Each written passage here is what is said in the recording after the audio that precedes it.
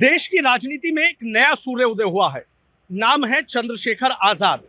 Nagina Lok Sabha seat पर चाहे BJP की बात हो, चाहे बसपा की बात हो और चाहे समाजवादी पार्टी की बात हो, तमाम कोशिशें की, तमाम चक्रव्यूह रचे, लेकिन हर चक्रव्यूह को चंद्रशेखर आजाद ने तोड़ दिया और अब वो सांसद बन गए हैं। उन्हीं से हम खास बातचीत कर लेते हैं। चंद्रशेखर जी, पहले तो आपको बहुत बहुत बधाई। धन्यवाद। धन्यवाद सनोज भाई। चंद्रशेखर भाई, बस अब तो एक ही सवाल चल रहा है कि चंद्रशेखर आजाद कहाँ जाएंगे? क्या इंडिया के साथ जाएंगे या एनडीए के साथ जाएंगे? सनोज भाई, मैं राजनीति को जितना समझ पाया हूँ, जिन समाजों पे राजनीतिक आवाज नहीं होती, जिनका नेता नहीं होता, उनकी बात नहीं होती। वो जिए मरे, अच्छे हाल में रहे, बुरे हाल में रहे, उनकी तकलीफ को सुनने वाला नहीं होता। क्योंकि पार्लियामेंट में जब जाके आप बोलते हैं तब सरकार आपको सुनती है, तब आपके मुद्दों पे चर्चा होती है। एक बड़ा क्षेत्र जो है विकास से और तमाम बुनियादी सुविधाओं से, एक बहुत बड़ी समाज जो है वो उसको जरूरत है, लेकिन कोई उसकी बात करने वाला नहीं। तो मैं उन्हीं की लड़ाई लड़ने के लिए उन्होंने मुझे आशीर्वाद देके भेजा। और मैं एक पार्टी का एक छोटा सिपाही हूँ, कार्यकर्ता। पार्टी का जो आदेश होगा मैं उसका पालन करूंगा। पार्टी जहां मेरी ड्यूटी लगाएगी, पार्टी जहां कहेगी, मैं, क्योंकि हम वैचारिक लोग हैं और विचारधारा से समझौता कभी हमने किया ही नहीं। कोई सुख सुविधा की राजनीति हमने कभी नहीं की। एक बड़ा सवाल था भारत की राजनीति में, सदन का मेंबर बनना और आपकी पार्टी के मेंबरों की संख्या होना, इसी को कामयाबी माना जाता है। वो कमी थी इस संघर्ष में, वो समाज ने पूरी कर दी। मैं गौरवान्वित हूँ कि मैं एक स्वाभिमानी समाज में पैदा हुआ हूँ, जिसने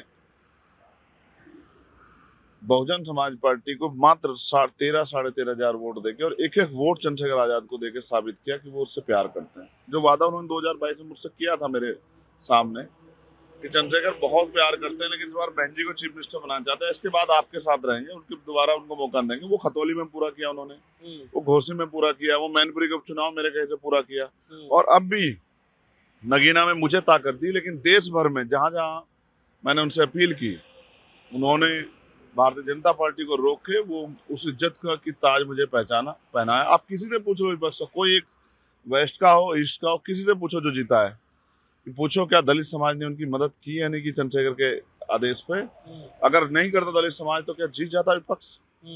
बिल्कुल नहीं जीत पाता। मैं उस समाज का धन्यवाद करता हूँ। मुझे इतना प्रेम मुस्लिम समाज ने दिया, मैं ऋणी हूँ उनका। मुझे किसान समाज ने, जाट, गुजर, सैनी, पाल, पिछड़े हुए समाज ने और सामान्य जाति के लोगों ने भी बहुत प्यार विश्वास दिया। उनको भी लगता था कि यहाँ नेता कमी है। मैं उन सबके विश्वास पे खरा उतरूंगा, इस बात का आपको वादा करता हूँ।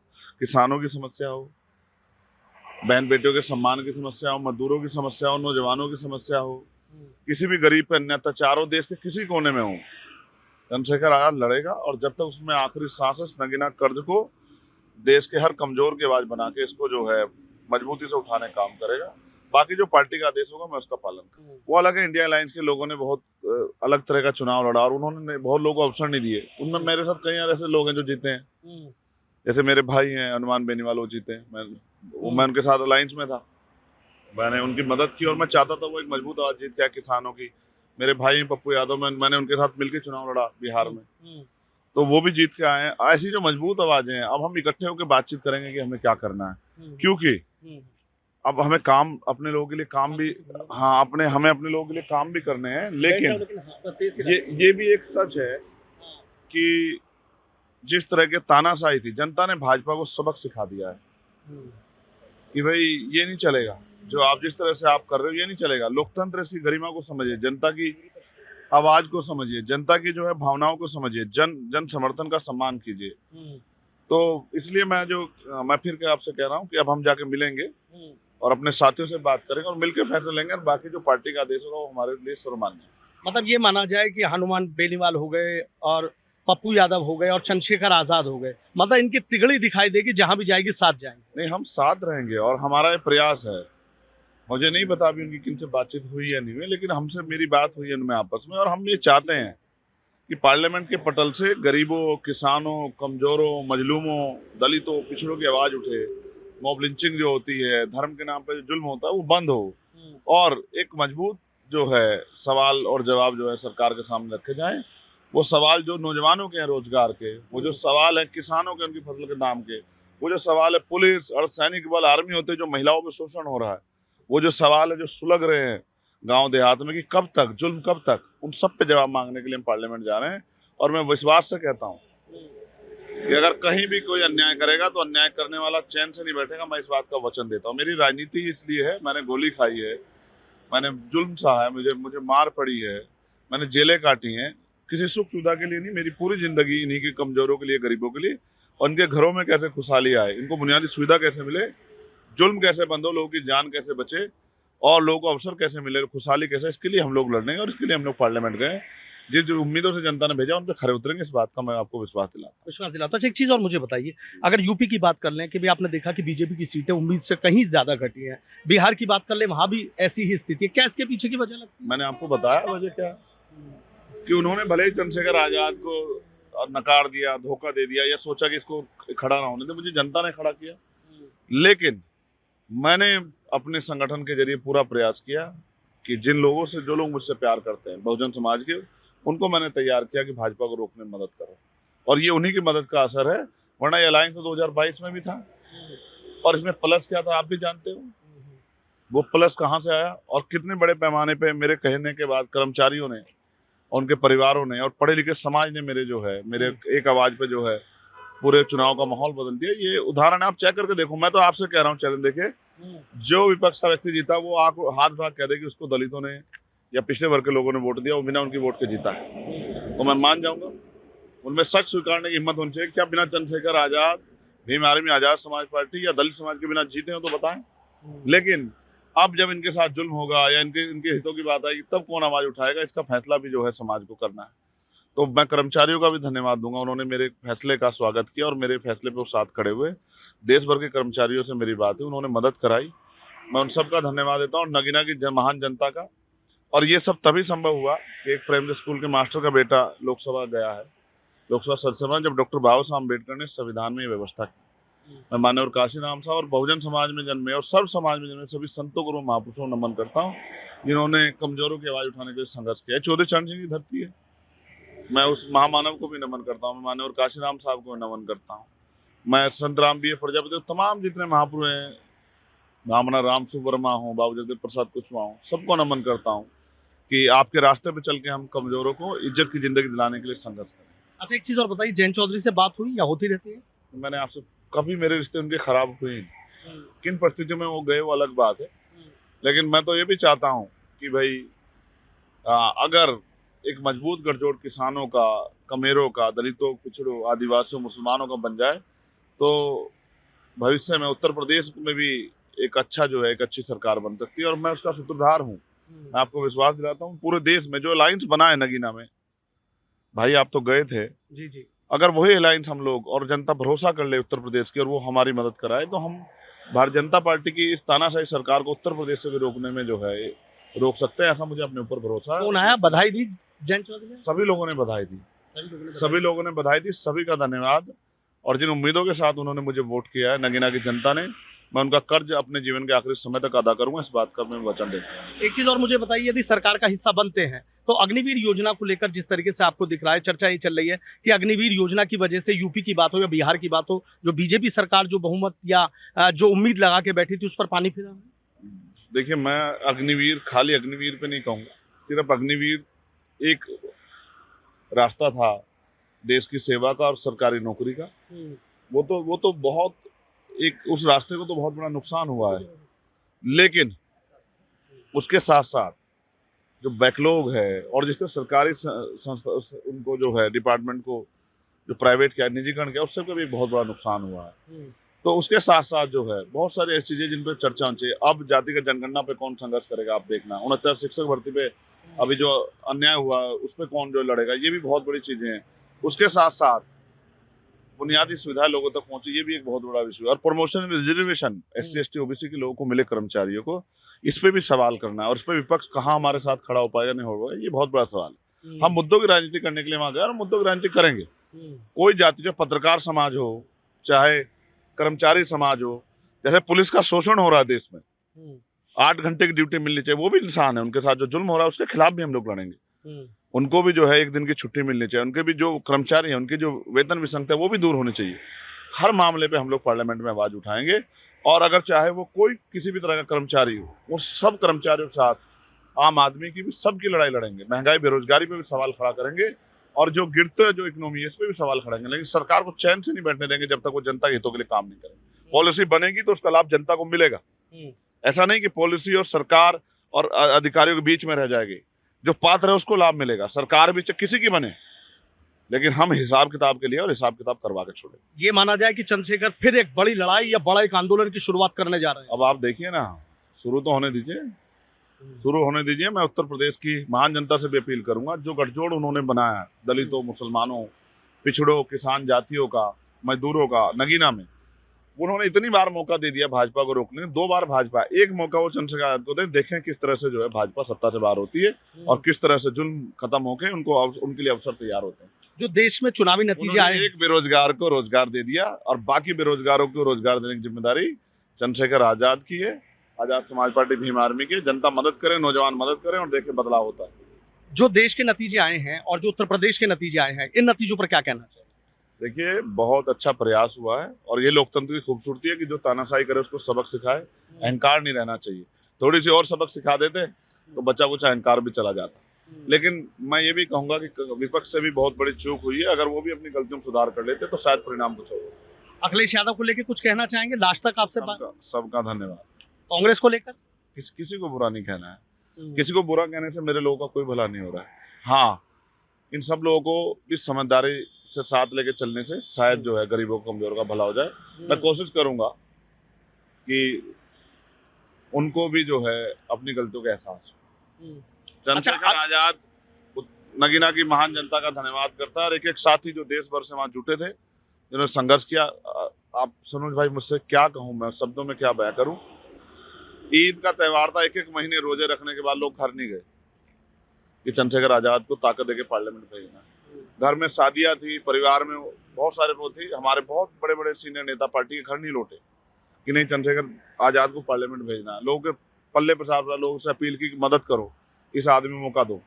उनका कर्ज है मेरे ऊपर, वो उतारना है। मेरा जीवन इसलिए है, तमाम षड्यंत्रों, तमाम साजिशें हो, चाहे मेरी जान क्यों ना चल जाए, लेकिन मैं गरीबों के लिए, किसानों, कमजोरों, मजदूरों, दलितों, पिछड़ों, मुसलमानों, आदिवासियों के लिए लड़ता रहूंगा। आज देखो जैन समाज के लोग साथ किस तरह, उनके धार्मिक स्थलों, सबकी आवाज उठाऊंगा।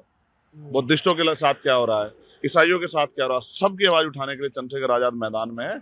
और आप देखो लड़ाई मजेदार होगी, रंग जमेगा पार्लियामेंट में, इस बात के लिए मैं आपको आश्वस्त करता हूँ। एक सवाल और मेरा आपसे है, अब ये बताइए कि अब ये चर्चाएं होने लगी हैं, बीजेपी ने पूरी ताकत नगीना में झोंकी, समाजवादी पार्टी ने पूरी झोंकी, बसपा ने पूरी झोंकी, आकाश आनंद आए, आप पर दुनिया भर की टिप्पणी की, मैंने आपसे बात की थी, आपने सिर्फ एक शब्द कहा, मेरा छोटा भाई है। और अब चर्चा ये चलने लगी है कि जब इतनी घेराबंदी के बाद चंद्रशेखर आजाद चुनाव जीत गए हैं, संसद में पहुंच गए हैं, सांसद बन गए हैं, तो कहीं ना कहीं लोग ये कह रहे हैं कि वे बसपा के उनके उत्तराधिकारी के तौर पर देखे जाने लगे हैं, क्योंकि जो कहते हैं वो करके दिखाते हैं, गरीब की लड़ाई के लिए किसी से भी भिड़ जाते हैं।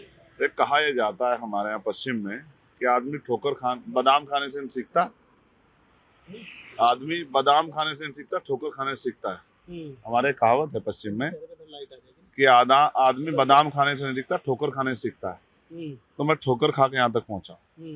जितना पूरे जीवन में आदमी संघर्ष करता है, उतना मैं पिछले 10 साल में इतने आंदोलन, चाहे 13 पॉइंट रोस्टर का हो, चाहे SC/ST एक्ट का हो, चाहे 49 शिक्षक भर्ती का हो, चाहे जातिगत जनगणना का हो, चाहे CA का हो, NRC का हो, चाहे और जो तमाम पहलवान बेटियों का हो, किसानों का आंदोलन हो, चाहे दिल्ली में गुरु रविदास जी का गुरु घर तोड़ देगा, तमाम जो लड़ाइयों में लड़ा और सबके साथ खा रहा।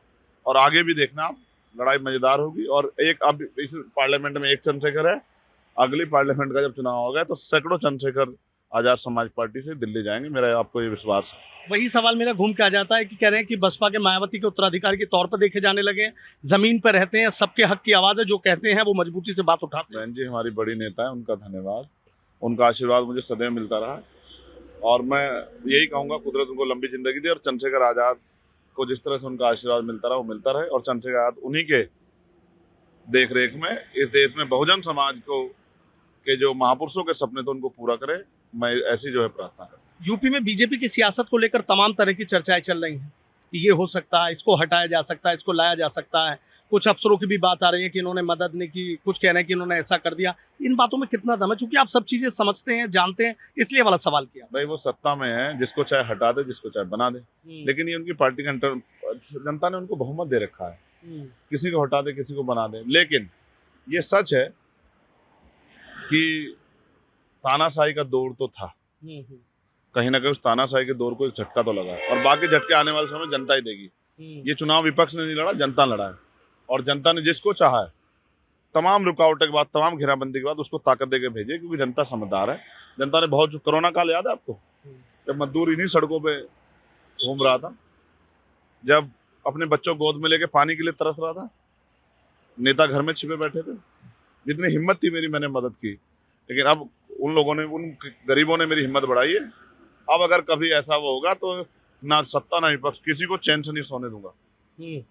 अगर किसी के साथ जुल्म होगा, सरकार किसी की हो, तो चंद्रशेखर आजाद से टकराना पड़ेगा। ये बात याद रखना। अब नहीं चलेगा वो कि मॉब लिंचिंग होगी, अब नहीं वो चलेगा धर्म के नाम पे अन्याय अत्याचार होगा, अब नहीं होगा पशुओं के नाम पे हत्या होगी, अब नहीं होगा घोड़ी बैठने में मारा जाएगा, अब नहीं होगा मुझे रखने में मारा जाएगा दलित कमजोर किसान मजदूर, अब नहीं होगा किसान सुसाइड करेगा, अब नहीं होगा कि नौजवान जाएंगे अपनी हक की बात करने, उनको लाठों पिटा जाए। ये नहीं चलेगा देश में। ये गुंडागर्दी खत्म होगी, ये भय का माहौल खत्म होगा। इस बात को आप मेरी नोट कर लें, और जो करेगा वो याद रखे, कुछ ही घंटों में चंद्रशेखर आजाद साक्षात पहुंच के उनके से जो है अन्याय के खिलाफ लड़ेंगे। लेकिन अब एक आवाज भी तो पश्चिम में उठ रही है कि अगर इंडिया गठबंधन में चंद्रशेखर आजाद को शामिल कर लिया जाता, तो पश्चिम में जिस तरीके से बीजेपी को रोकने का काम किया है, आपको लगता है चंद्रशेखर और आ जाते तो कहानी और बदल जाती? तो जितनी जहां रोक सकते थे, अप्रत्यक्ष रूप से रोक दिया। आप जानते हैं समाजवादी का कोई जनाधार नहीं है, बेस वोट, और जहां तक हम रोक सकते रोक दिया। बाकी आगे भी जो है, जो पार्टी का आदेश होगा और जो वैचारिक जरूरत होगी उसको पूरा करें। आखिरी सवाल मेरा है, ऐसा नगीना में क्या रहा जो आपको लगा कि कोई मुकाबला ही नहीं कर पाया, कोई सामने टिक ही नहीं पाया? तमाम बड़े बड़े योद्धा आए, लेकिन चंद्रशेखर अखाड़े में राजनीति के इतनी मजबूती से उतरे कि हर दाव पेच का उन्होंने बखूबी जवाब दिया।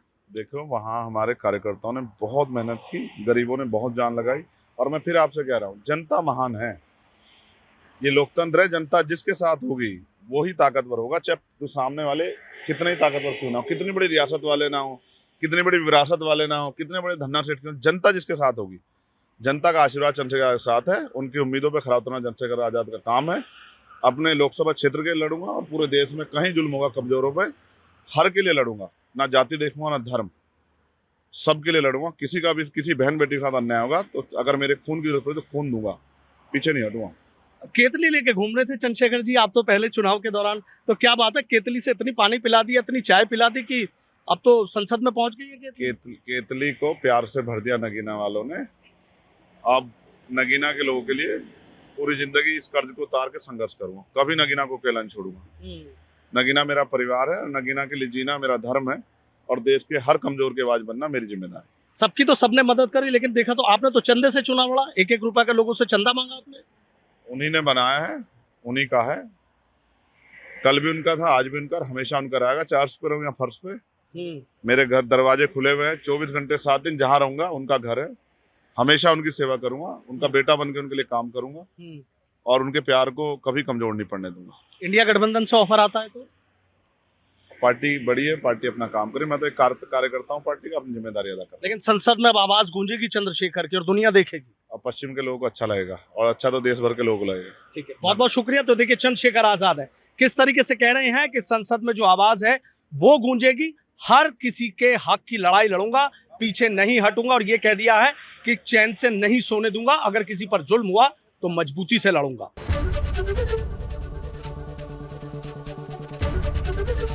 एबीपी गंगा, खबर आपकी, जुबान आपकी।